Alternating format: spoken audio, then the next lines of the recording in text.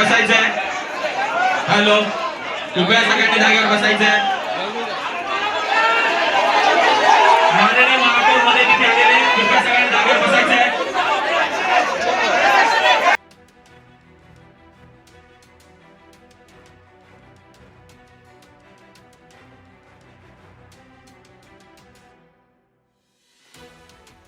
सभा नियम आहेत, सगळ्यांना लागू आहेत.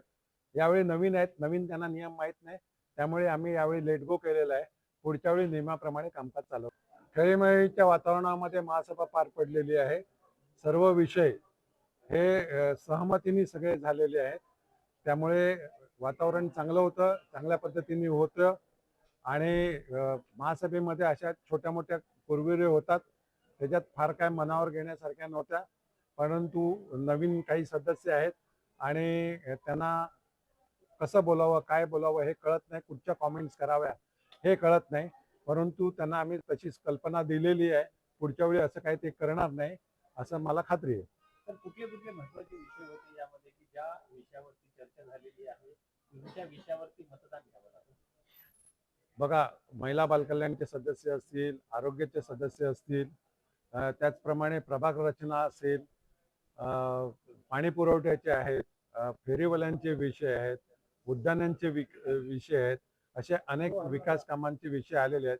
एवढेच विषय अजून बाकी आहेत, ते पुढच्या विशेष सभेमध्ये येतील. सकाळी बजेट दाखल झालेलं आहे स्थायी समिती सभापतीने, त्यावर देखील चर्चा 25 तारखेला होणार आहे. आणि एखाद दोन विषय सोडले तर सर्व विषय सहमतीने झालेले आहेत. भाजपचा आरोप आहे की रचना केली, प्रभाग रचना झालेली आहे ती चुकीच्या पद्धतीने झालेली आहे आणि सत्ताधाऱ्यांना सोयीची वाटेल अशा पद्धतीने केली. नाही नाही नाही, आम्ही जसं भाजपने बीजेपीने नवी मुंबईमध्ये प्रभाग रचना केलेली आहे त्या पद्धतीने आम्ही देखील चांगली प्रभाग रचना केलेली आहे. सगळे प्रभाग एकमेकाला लागून आहेत, कुठचाही असा वेडावाकडा प्रभाग झालेला नाहीये. वसई तालुक्याची भौगोलिक रचनाच फार मोठी आहे, त्यामुळे काही गोष्टी छोट्या मोठ्या होण्याची शक्यता आहे. परंतु आम्ही जे पण प्रभाग आहेत ते सगळे प्रभाग एकमेकाला जॉईंट असलेलेच आम्ही घेतलेले आहेत. भाजपच्या विरोधी पक्षनेत्याची असा आरोप आहे की भवियाच्या विधानसभेमध्ये त्यांना जनतेनं नाकारलेला आहे आणि त्यामुळं भविया हा कुठेतरी त्यांना मिरच्या लागतात असं या शब्दामध्ये त्याचे आरोप करतात. म्हणजे थोडक्यात त्यांनी काय सांगितलेलं आहे की मतं दिली नाही म्हणजे नाकारला, म्हणजे विधानसभेमध्ये ते म्हणतात तसं नगरपालिका महापालिकेमध्ये काय झालेलं आहे का, भाजपला लोकांना कळालेली आहे एकी भूल, ती लोकांनी नाकारली त्यांना आणि ते 115 सीट निवडून आणणार असे वल्गना करत होते. महापालिकेमध्ये आमची सत्ता येणार होती असे वल्गना करत होते. तर ते सगळ्याच्या सगळ्या सीट या त्यांच्या वल्गना ह्या धुळीला मिळाल्यात असं आम्ही म्हणायचं का? बरोबर आहे, मग आम्ही त्यांना मिरची जोमली असं म्हणायचं का? शेवटी बघा, कुठचेही आपला नेता असेल त्याबद्दल घोषणा देणं बरोबर आहे, परंतु समोरच्याने जर आपल्या नेत्याच्या घोषणा दिल्या तर त्याचा देखील मान ठेवला पाहिजे. नवीन आहेत सदस्य म्हणून यावेळी ठीक आहे, परंतु ते काही गोष्टी आहेत त्यांच्या चुका आहेत, परंतु ते नवीन आहेत, त्या पुढच्या वेळी त्यांच्यात सुधारणा होईल अशी मी अपेक्षा बाळगतो. आहे की बहुजन विकास आघाडीचे काही लोकप्रतिनिधी हे मान्य करायला तयार नाहीत की वसई आणि नालासोपारामध्ये त्यांचा पराभव झालाय. लोकांनी त्यांच्या आमदार पदाच्या उमेदवारांना नाकारलंय आणि हाच उल्लेख ज्या वेळेला घोषणाबाजी झाली त्यावेळेला हा उल्लेख झाला की लोकांनी नाकारलंय, परंतु त्यांना का झोंबलं हे मला कळत नाही. मुळात लोकशाहीमध्ये आम्हालाही वर्षानुवर्ष लोकांनी नाकारलं, आम्ही ते स्वीकारलं आणि आम्ही मोठ्या मनाने पुन्हा एकदा कामाला लागलो. परंतु आजही अनेक काही त्यांचे नगरसेवक जे आहेत, काही लोक त्यांचे जे कार्यकर्ते आहेत ते हे सत्यच स्वीकारायला तयार नाहीत आणि त्यामुळे नाकारले हा शब्द कसा वापरला किंवा घरी बसवला हा शब्द कसा वापरला असं करून त्यांनी अत्यंत वाईट पद्धतीने वागायला सुरुवात केली, काही अपशब्द वापरायला सुरुवात केली. त्यामुळे आमचे सुद्धा सदस्य जे होते त्यांनी त्याला प्रत्युत्तर दिलं आणि त्यामुळे त्यानंतर जो काही प्रकार झाला तो आपण सगळ्यांनी बघितला. हा अत्यंत निषेधार्ह या महासभेमध्ये जनतेनं नाकारल्याचा आणि विषयाचा अर्थात काय संबंध होता? जनतेनं नाकारला हा विषय काढला कारण विषयाची सभा महासभा मुळात बोलताना वेगवेगळे शब्द आले, वेगवेगळे विषय आले, घोषणा आल्या, त्याच्यावरून जनतेने जे नाकारलंय त्याच्यावरती आला विषय. परंतु शेवटी कसं आहे की आपण लोकशाहीमध्ये आहोत, जे सत्य आहे ते स्वीकारायला हवं आणि मुळात त्याच्यावरून एवढा गदारोळ किंवा शिवीगाळ किंवा अपशब्द वापरण्याची गरज नाही. तो जो काही विषय आला, घोषणाबाजी झाली, आमच्याही सदस्यांनी घोषणा दिल्या, त्यांच्याही सदस्यांनी घोषणा दिल्या आणि त्यामुळे बोलताना हा विषय आला.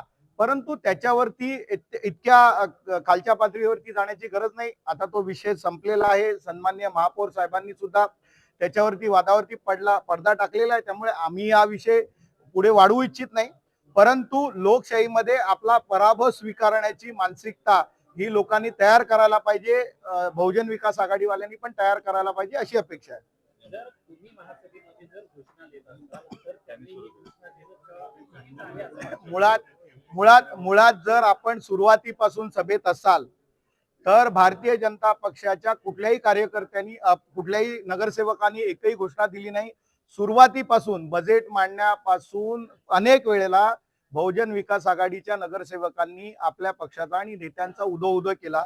हे 4 ते 5 वेळा घडल्यानंतर ज्या वेळेला बुलेट ट्रेनचा विषय आला त्यावेळेला हा केंद्र सरकारचा प्रोजेक्ट आहे, नरेंद्र मोदीजींचा ड्रीम प्रोजेक्ट आहे आणि त्याचं एक केंद्र किंवा त्याचं एक आपलं स्टेशन हे नालासोपारा पूर्वेला होतंय, त्याला विरार स्टेशन नाव आहे. आणि ते झाल्यानंतर आमच्या कार्यकर्त्यांनी उत्साहामध्ये नरेंद्र मोदीजींच्या म्हणजे देश का नेता कैसा हो, नरेंद्र मोदीजी ऐसा हो आणि भारतीय जनता पार्टी आणि भारत माता की जय या घोषणा दिल्या. याच्यामध्ये कुणालाही डिवचण्याचा, कुणाच्याही विरोधात नव्हता. तुम्ही तुमच्या नेत्यांच्या समर्थनात घोषणा दिल्या, आम्ही शांत राहिलो. मग आमच्या नेत्यांच्या घोषणा दिल्यानंतर तुम्हाला का ते लागावं, झोंबावं? तुम्ही तर 5-5 वेळा घोषणा दिल्या. भारतीय जनता पक्षाच्या नगरसेवकांनी एकदा घोषणा दिली आणि तेही नरेंद्र मोदीजी आणि देवेंद्रजी हे देशाचे घटनात्मक प्रमुख आहेत, म्हणजे पंतप्रधान आणि मुख्यमंत्री आहेत. त्यांची जर घोषणा दिली, भारत माता की जय घोषणा दिली, तर तुम्हाला का झोंबावं हा सगळ्यात मोठा प्रश्न होता. त्यामुळे काय म्हणतात ते की सभागृहामध्ये हा जे काही झालं, महापौरांनी त्याच्यावरती पडदा पडलेला आहे.